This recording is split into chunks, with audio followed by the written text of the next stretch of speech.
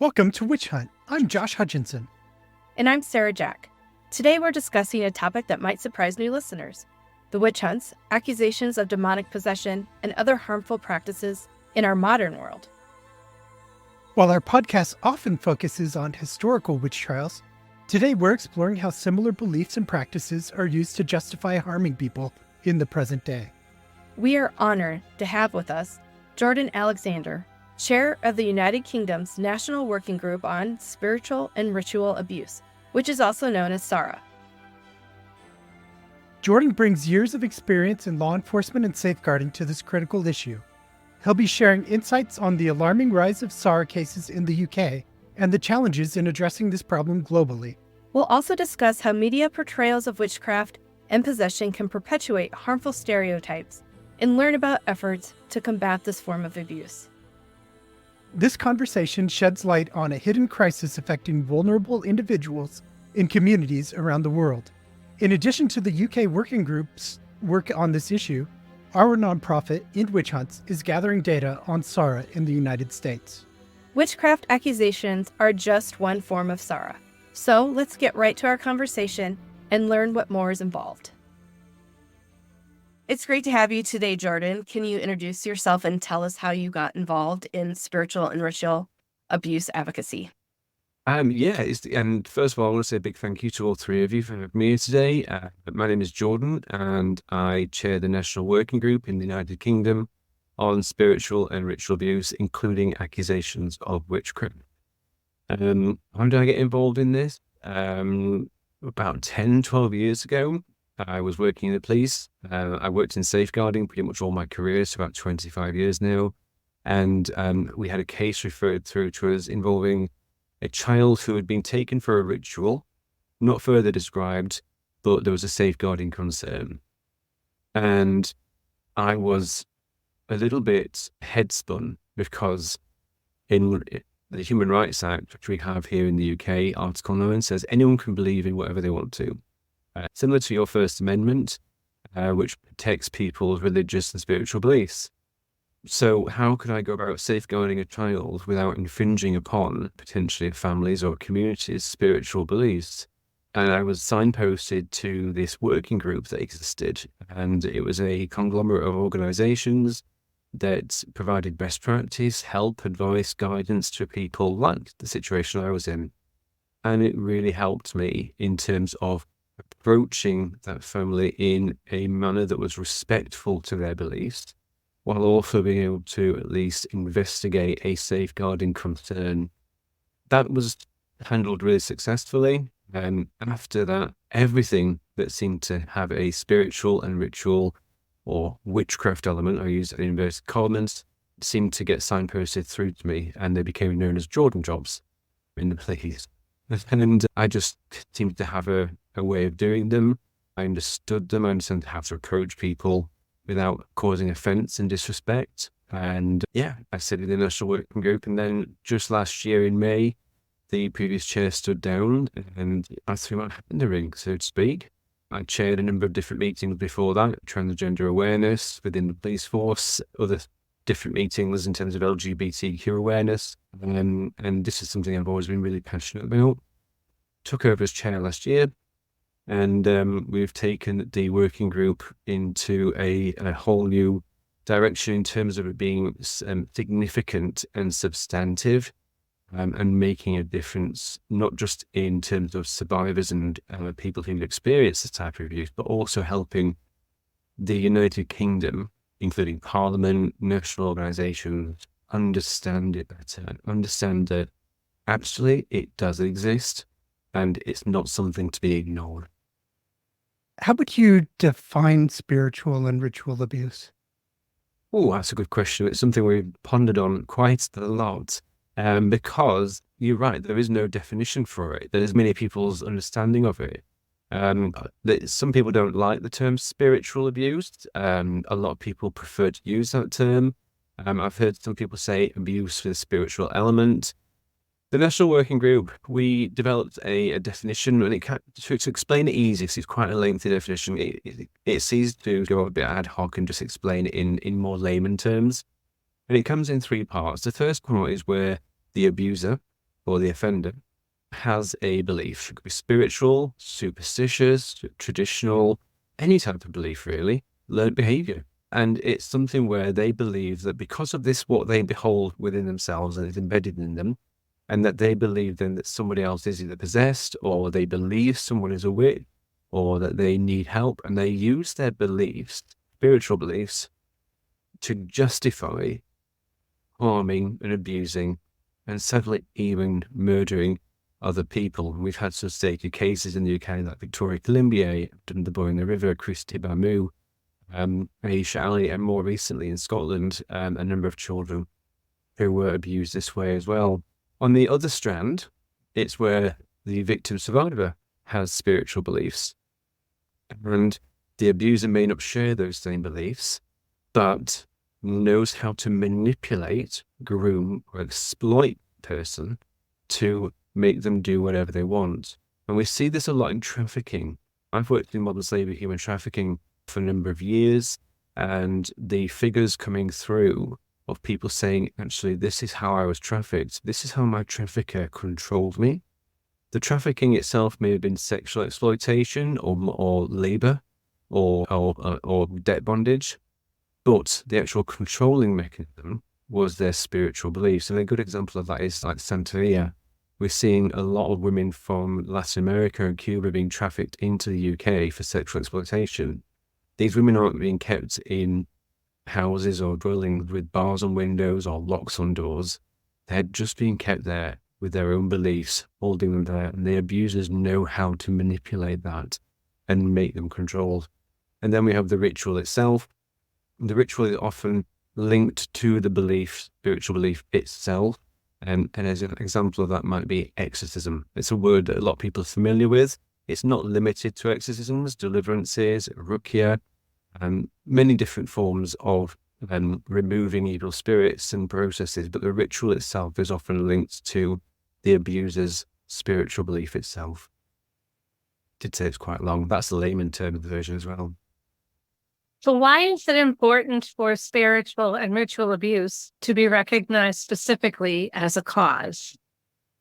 Spiritual and ritual abuse as a cause, we are seeing more and more that it is being used as the mechanism to control, coerce people into so many of the more commonly known or more commonly understood forms of abuse, like domestic abuse, forced marriage, honor-based abuse, financial exploitation, violence against women and girls, GM, slavery and trafficking, like I said, and child abuse.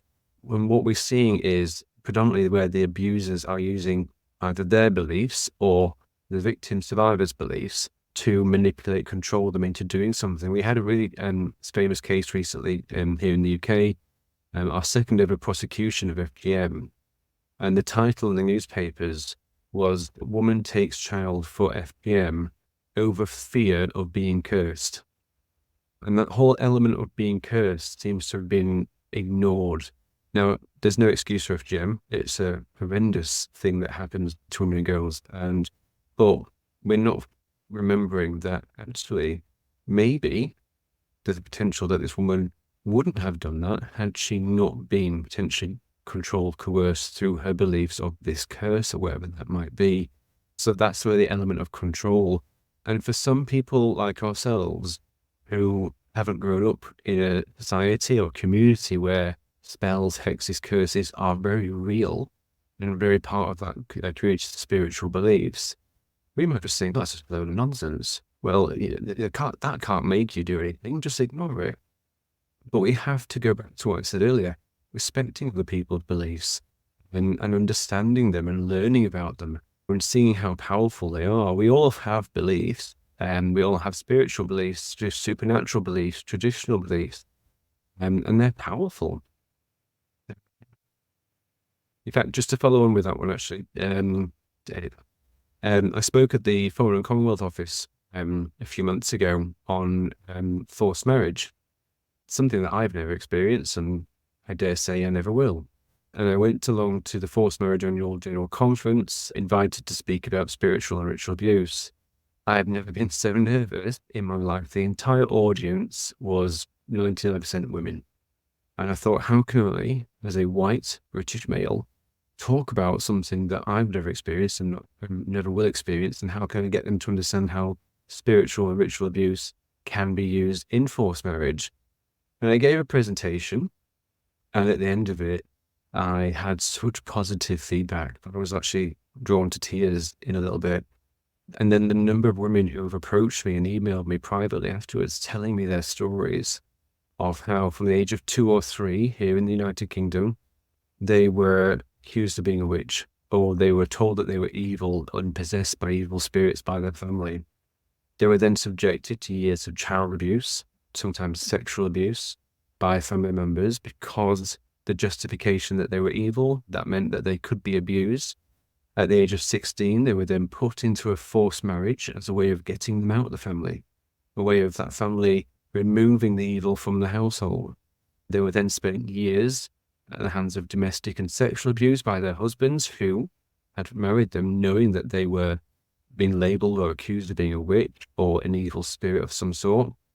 And then they escaped this marriage after years of abuse, and now they're fleeing honor-based abuse. So you can see there how spiritual and ritual abuse is almost at the center of everyone justifying why they think they have a good reason to commit child abuse, to commit domestic abuse, to commit forced marriage, which leads to honor-based abuse. And the same happens with every type of abuse. SARA tends to sit as the rationale or justification by the abuser at the heart of everything. Our question is, what is being done in the United Kingdom to address SARA? But I didn't really specify, am I talking about in the courts? Am I talking about for the victims? And I think I want what's happening in the United Kingdom, that you have this working group, that you're looking at it, learning together, that's addressing it. And we're not seeing that here yet in the United States. So I'd like to know more about what's being done in the United Kingdom to address SARA. Yeah, if we're looking at obviously what's been done to address SARA in the United Kingdom, it's important to look at the history. So in the year 2000, we had the fatal case of Victoria Climbié, who was killed in the UK.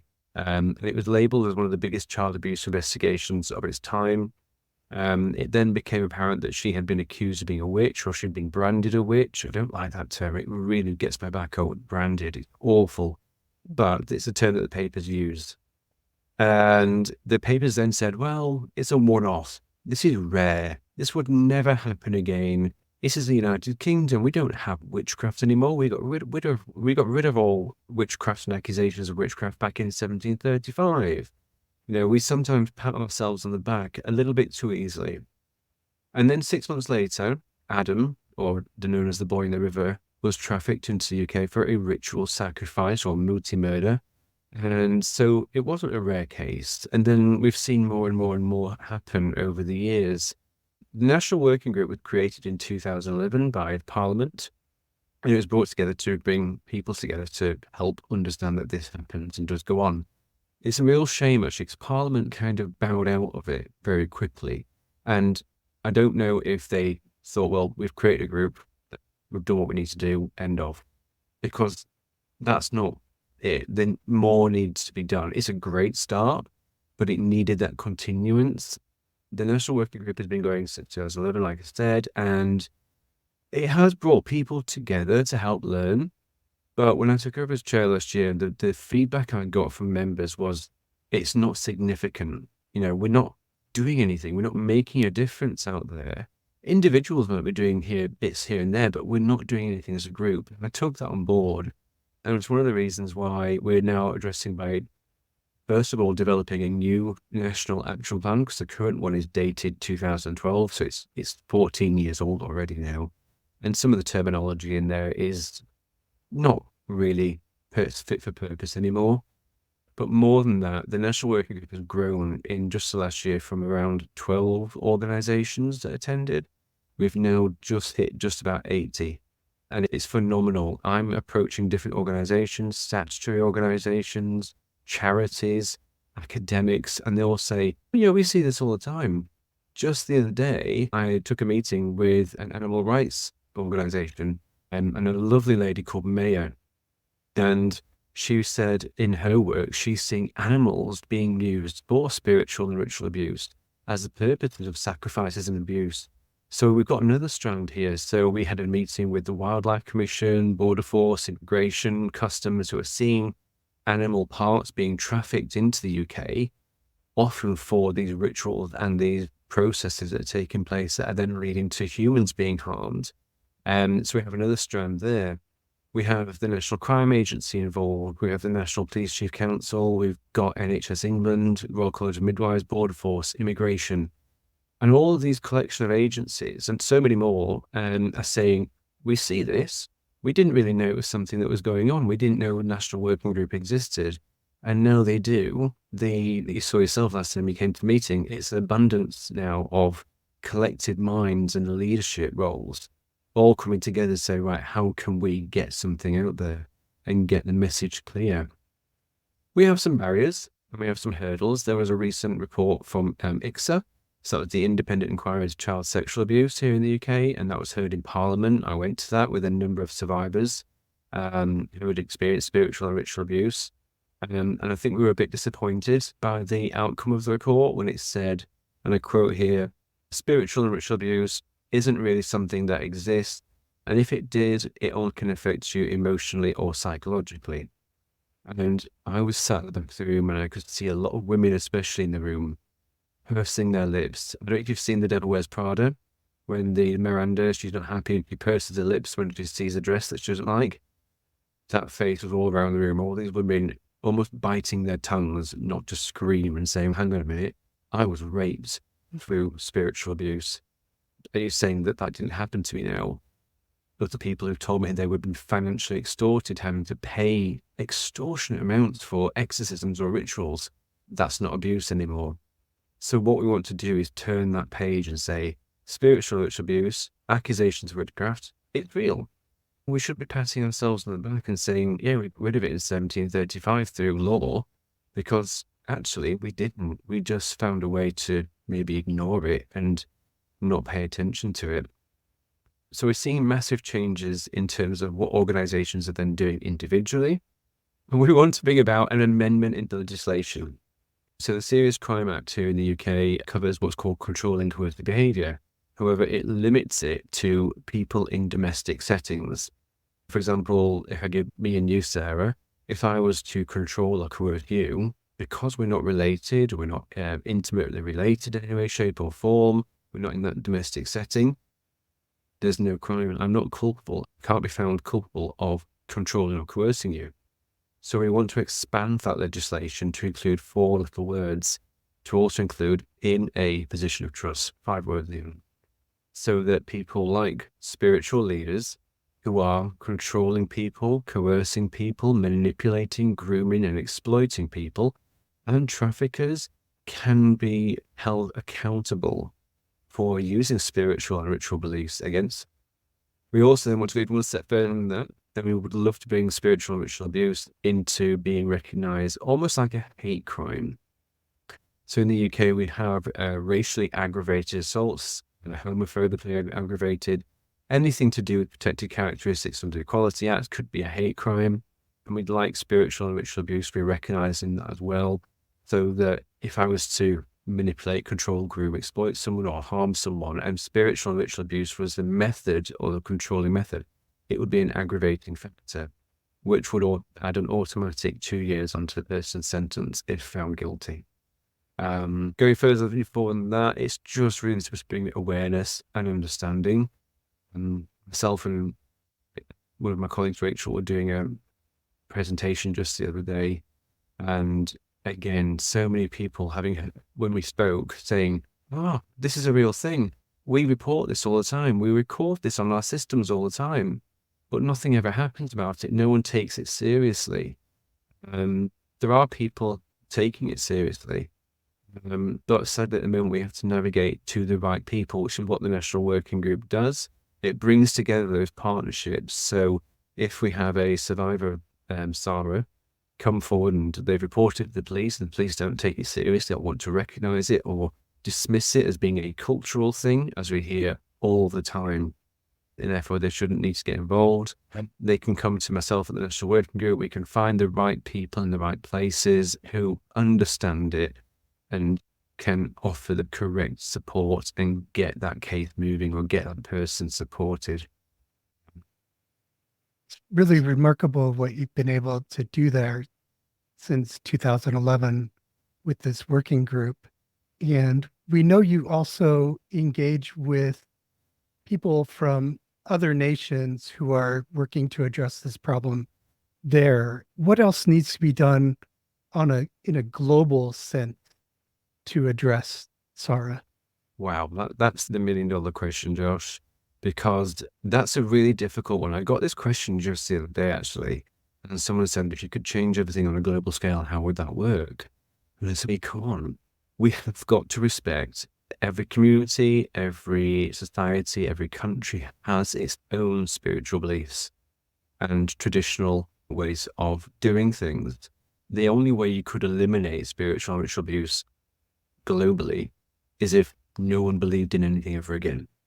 And everyone recognized that spiritual abuse could be used to exploit people, which would potentially send it underground.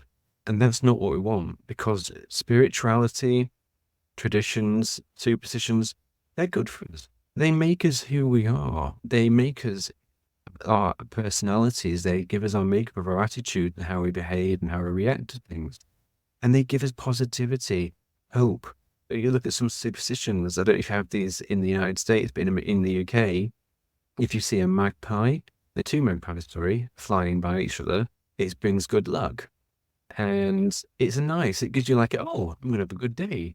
You might read your star sign and it says, Josh, you're a Libra, for example, and today you're going to win the lottery. You'd be like, oh, in that case, it puts a smile on your face. Might not happen, but it's a feeling of nice. And a lot of spiritual beliefs as well, they are built on the understanding of positivity, kindness, loving and being and looking out for each other.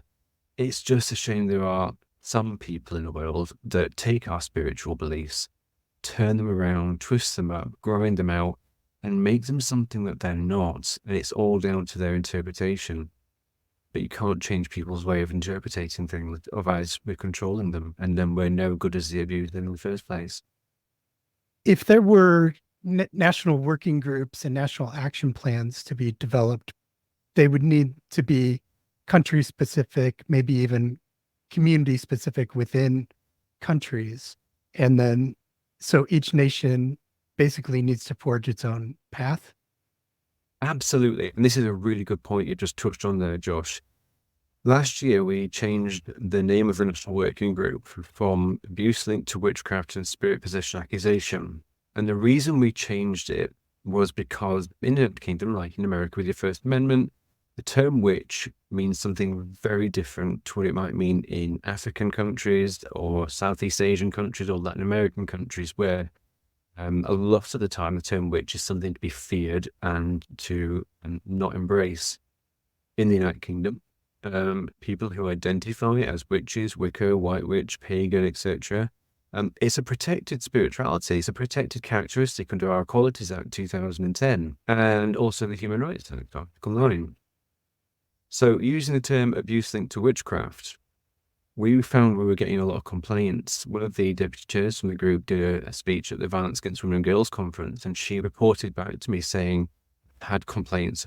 All these women coming to me saying, why are you saying it's abuse linked to witchcraft? That's targeting my belief system. That's targeting my spiritual beliefs. Why don't you say abuse linked to Christianity or abuse linked to Buddhism? Well, we know why, because if we said that, there would be uproar because we're targeting those spiritual beliefs. So we changed the name to encompass a much more generic understanding of the term. But you're right, the National Working Group SARA couldn't be called SARA in Ghana or Bangladesh or China. It potentially abuse linked to witchcraft would fit better in that country because it means something very different. I took a meeting with the United Nations just a few months ago, and their spokesperson said to me, we are so glad that you've changed your name from abuse linked to witchcraft to SARA. And I was really surprised by that, given that they use harmful practices relating to accusations of witchcraft within the United Nations. And it said, no, in the United Kingdom, the term witch is something very different to what it might be in Turkey or Brazil or Nigeria or South Africa. So you've done a positive thing because if you're being more inclusive, you're not discriminating and you're not being derogatory out there. So we're really proud of that. But you're absolutely right. If we could have national working groups in a country, it'd be fantastic. But each one would be unique to their own country, to recognize and respect that country's traditions and spiritual beliefs and understanding. It's really important that respect is at the heart of everything that we do. We've spoken before about how we in the United States have started to collect data on people that have been victimized regarding harmful practices for ritual abuse. And I would like to know what kind of data is available to show how widespread SARA is. On an international scale, the United Nations has got some data, and it's shocking. It really is. Their data only goes up to 2019. They refer to it as harmful practices related to accusations of witchcraft and ritual abuse. It's quite a long title, but it shows, for example, the United Kingdom and the United States, in fact, have had between 1 and 5 people who've been murdered through this type of abuse in the last 10 years. Which, in the grand scheme of things, when you look at all the other types of homicides that take place, gun shootings, knife attack, domestic homicides, it is very, very low. And a lot of people say to me, well, why do I need to know about this? This is probably never going to come across my desk. I'm probably never going to need to know about this. But then you look at the number of survivors. The United Kingdom is one of the highest reporting countries in the world of spiritual and ritual abuse. The United States, sadly, not so much, but there's always room to get there. But then you have other countries like India and Bangladesh, so, in terms of survivors, it's very low, but in terms of people who've been killed and murdered and homicide, very high.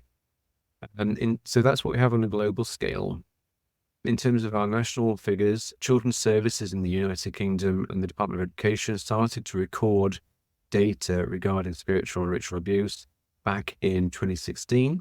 The first figures were released in 2017, and in 2017 we had 1,460 cases of spiritual and ritual abuse in children. Adult social services and the police services still to date don't record it as an outcome code. So if we were to imagine if those figures were being recorded for adults as well, potentially that number would be even higher. That was in 2017. 2023 figures, which came out in October, showed it got up to 2,140 children. So we've seen a 43% increase in reports over the past 6-7 years, which for one single crime type, abuse type, is massive. Can you imagine?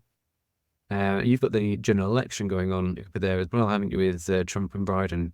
Can you imagine if burglaries or robberies or knife crime or gun crime were a key part of their manifest? And they said, oh, it's okay, burglary's only gone up by 43% across the United States in 6 years. They're like, why? Why have you not been doing anything about it? That's massive. That's 43% is huge. And yet it's something that's not really taken any notice of as yet here in the UK. Those figures are then broken down in different regions of the UK. It's really interesting. The northwest of the UK, where we have Manchester, Liverpool, and Lancashire, for example, and Blackpool, are the highest reporting areas for 3 years running. They report more cases of SARA than the entire population of London does. The population of London, 9.8 million. Population of that northwest is 5.2 million. And yet there's more cases. It's not necessarily by population. People say to me, is it a cultural thing? Is it to do with diversity and background? I'm like, no, it's not. Anyone can be an abuser. Anyone can be a victim survivor. I think some of the cases you've been tracking, Mary, show that, doesn't it? It's not about your ethnicity or your colour of skin. It's all to do with beliefs and spiritual beliefs and what someone believes in. We shouldn't stigmatize that it's a racial thing or it's a sexuality thing or a gender thing, because anyone can do this. Figures elsewhere, fortunately, not that much. And that's what we'd like to show. The National Working Group in the UK, from what I can see, and I might be a little bit biased, but we seem to be, or it feels certainly like we are ahead of the game in comparison to a lot of other countries. So France, Germany, Spain, they don't even report on this year.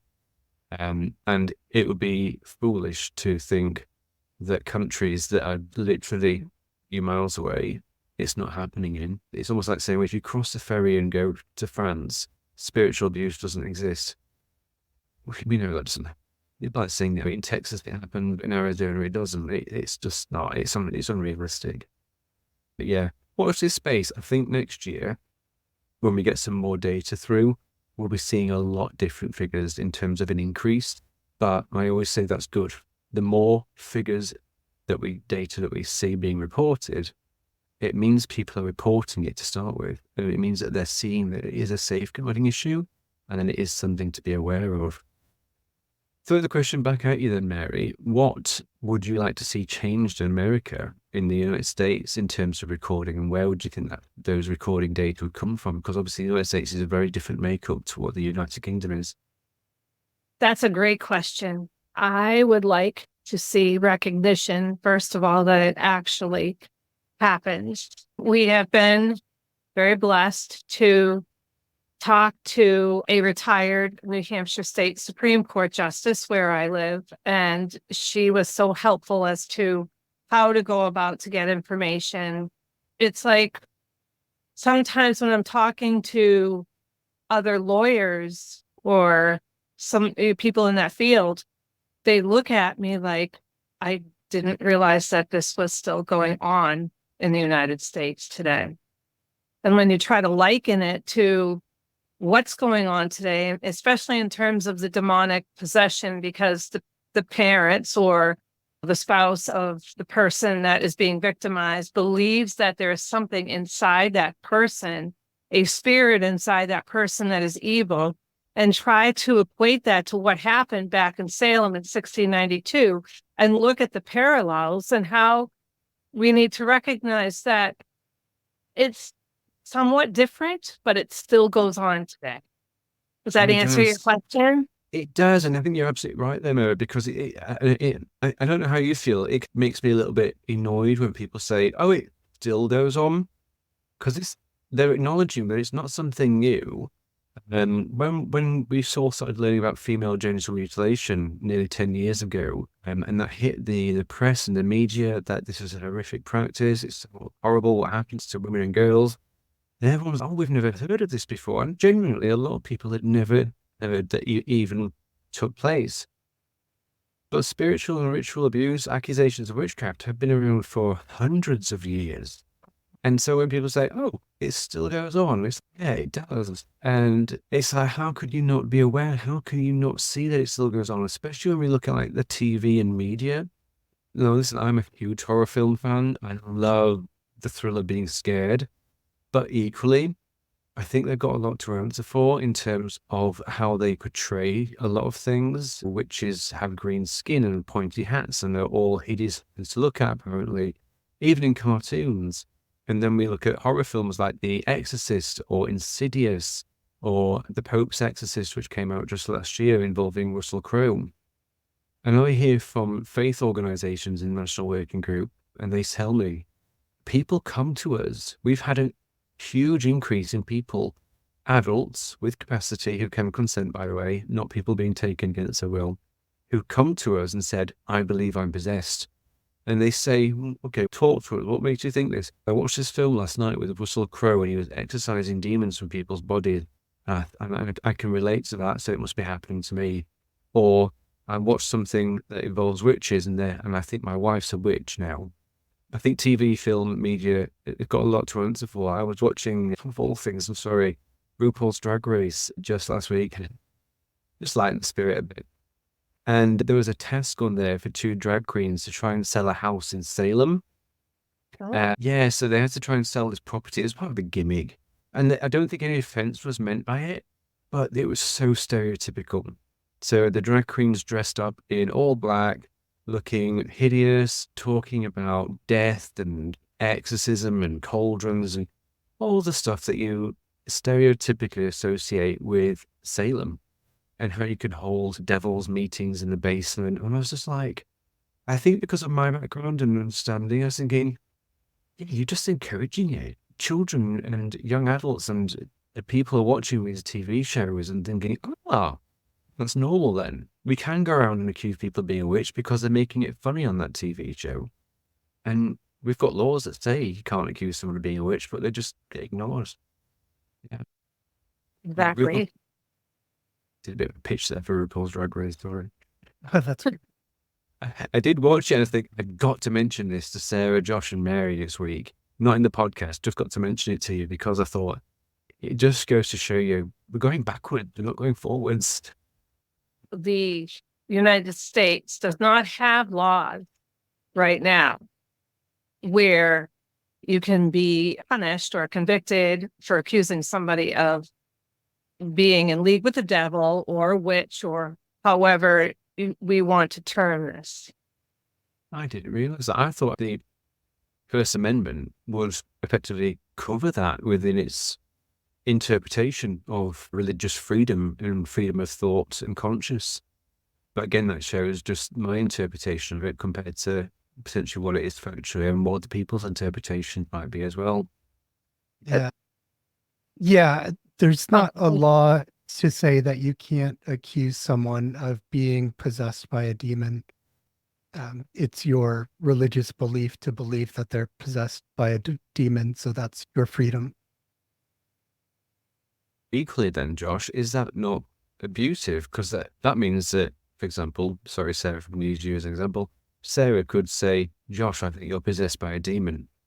And just by doing that, if you were sat in the right community, the right family atmosphere, you'd be abused. Yeah. Well, it's the control and coercion side of some organizations is a big problem, and the abusers who do that hide behind the First Amendment. There's lots of documentaries on streaming channels right now, Netflix, where adults are in terrible situations and they're trying to take criminal action and they can't. They have to try to take civil action, but who has the more money and power? There is one organization, and one of the victims was told that she was demonically possessed, and there was sexual assault attached to that. And yeah, so we need to see control and coercion addressed by the law outside of domestic situations here as well. Yeah, and I do think, going back to what Josh said earlier, what is the answer? Potentially that's the answer. Recognizing controlling coercive behavior, still respecting spiritual beliefs and people's different ways of living. It's what makes us so unique is our differences. It makes us stronger together. But using someone's uniqueness, beliefs against them, that's harmful and it's unfair. It's just cruel and disrespectful and rude, and I can go on. Yeah.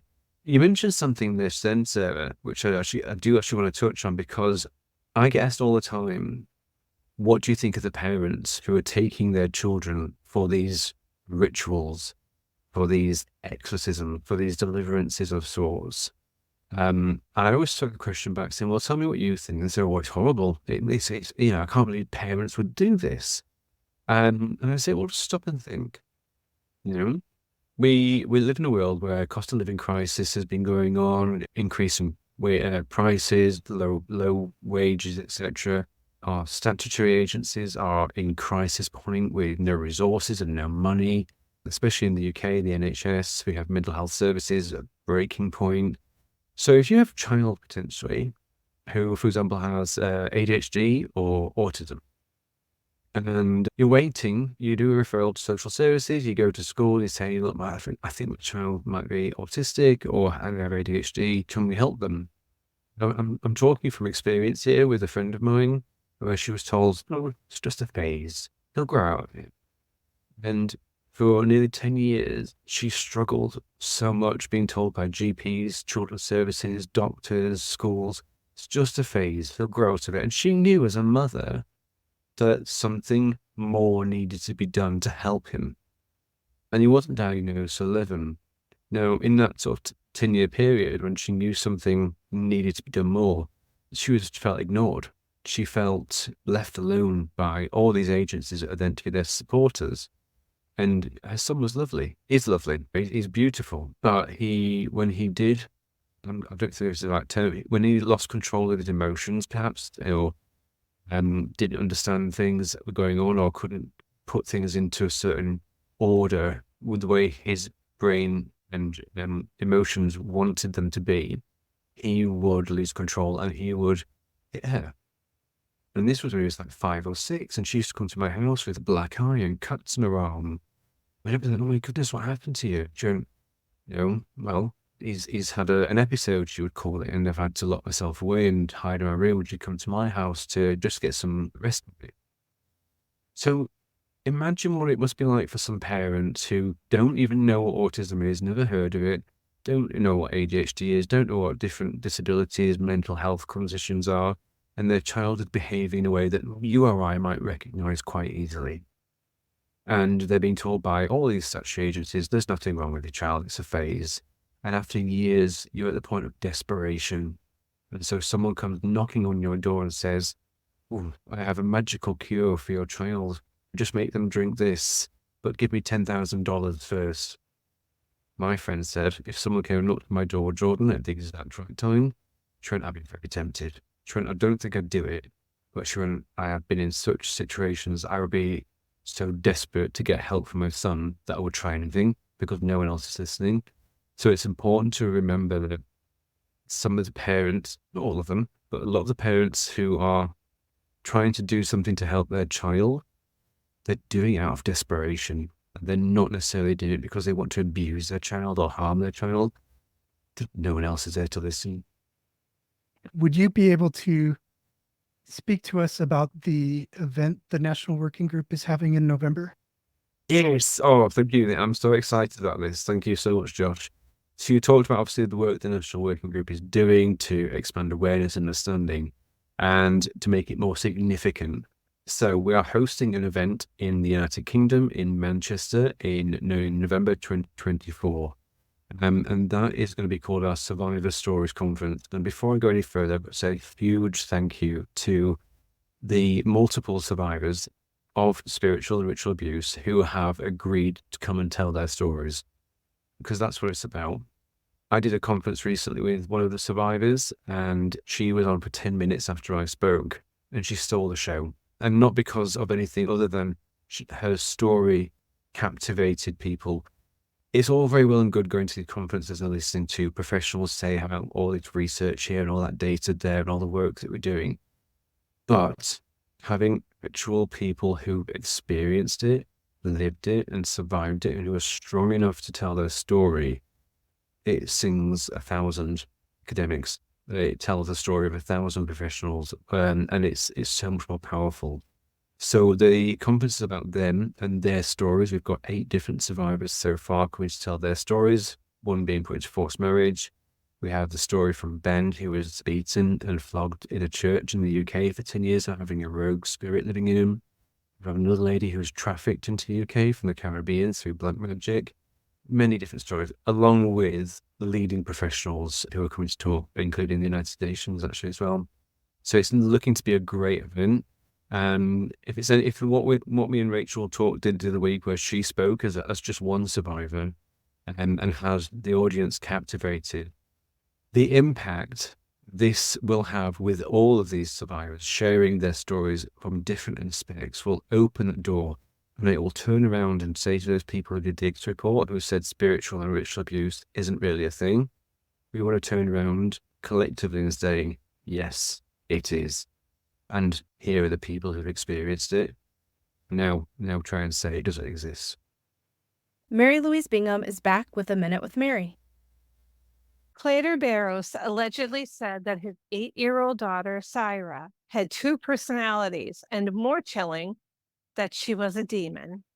He also knew that his wife, Natalia, SARA's stepmother, was beating the child. Yet he still allowed Natalia to homeschool SARA leaving this kind-hearted girl alone with her every single day. On January 30th, 2024, Sarah was eating her breakfast when Natalia became angry because Sarah was not eating correctly. Natalia grabbed a rolling pin and harshly struck Sarah up to 20 times. As a result of this battering, Sarah turned white. The emergency call was made too late. Sarah was pronounced dead once the medics arrived. Natalia was charged with malice murder, aggravated assault, and cruelty to children. Clatter was charged with second-degree murder and cruelty to children. Both are being held without bond. Rest in peace, Sarah. Hopefully justice comes for you soon. No child is a demon. The full story, A Little Town Loses a Star, is linked in the show notes. Thank you. Thank you, Mary. Now here's Sarah with this week's edition of End Witch Hunts News. Welcome to this week's update from End Witch Hunts. I'm founding executive director, Sarah Jack. We have added a new project tracking spiritual and ritual abuse, SARA, in the United States. Currently, there's no central system for monitoring these abuses, so we're stepping in to gather data and raise awareness by sharing the stories of those affected. SARA isn't tied to any one religion. It covers any harmful rituals within any faith or belief that hurt vulnerable individuals. Our project focuses on collecting data and spreading awareness, not offering legal aid or direct victim support. Often in the U.S., SARA involves controlling or coercive rituals where abusers misuse their power to harm victims, often under the guise of respected spirituality or cultural practices. This includes isolating victims, exploiting their vulnerabilities, including their finances and resources, and conducting exorcisms that cause harm or death. It's crucial to recognize that these victims are real people subjected to dangerous practices. Spiritual and ritual abuse is currently happening within families, homes, institutions, and religious communities, leading to fatal outcomes. Our goal with this project is to shed light on the frequency of these abuses and raise awareness, creating foundational data to understand their extent and nature in the United States. To further our mission and extend our efforts, we need your support for an important fundraiser running now until August 10th. Joshua Hutchinson and I, volunteers of our nonprofit and podcast, are heading to the UK this September. We will attend the Magic and Witchcraft Conference 2024 at the University of York and the International Conference on Witchcraft and Human Rights at Lancaster University. These events will provide valuable insights for our Witch Hunt podcast, online education, and local presentations. We will also present our recent success in Connecticut with the passage of HJ 34, which absolved colonial witch trial victims, and talk about our advocacy project, educational podcast, and U.S. nonprofit. Additionally, Josh's photos will be featured in a global exhibit on witchcraft accusations, making his presence special. We need your help to cover travel and participation costs. Your support will directly impact our volunteer efforts. Any contribution makes a difference. Thank you for your generosity. Thank you, Sarah. You're welcome. Thank you for tuning in to this episode of Witch Hunt. Join us every week. Have a great today and a beautiful tomorrow.